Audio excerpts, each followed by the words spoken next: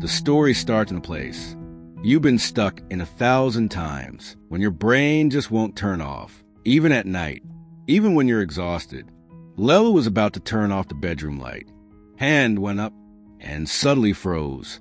Not because Leloo saw anything, not because there was a sound, just that one annoying thought that barges in like an uninvited guest and goes, "Wait, I just remembered something."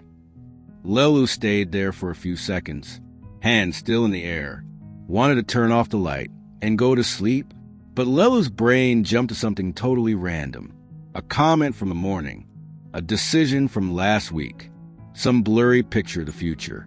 The hand stayed hovering near the switch. The mind started running. Are you sure you did that right? You shouldn't have answered like that. What are you going to say tomorrow? Why does everything always get complicated? All of that in 3 seconds.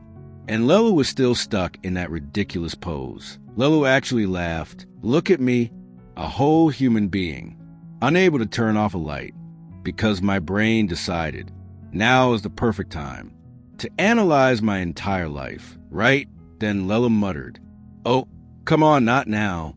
It's night. I'm trying to sleep." But the brain wasn't done. It went, "Remember what that person said? Remember what happened today? You still don't have enough money for that car. What's your plan?" Leloo took a deep breath, because your patience is just gone. Then quietly said, "All right, sit, talk, but one thing at a time." And somehow that one sentence felt like magic. The voice in Leloo's head, that tiny annoying static noise, that's always playing in the background, suddenly softened. You know what? Sometimes the only thing you need to do is stop running from your own mind. Just sit with it. Tell it, "Okay, let's talk, but in order." Leloo, still with a hand up, started lining the thoughts up like a small cue. First, that comment from this morning. Was it important? Nah, move. Then that decision from last week. Unfinished? Okay, 10 minutes for tomorrow. The future? Yeah, not tonight.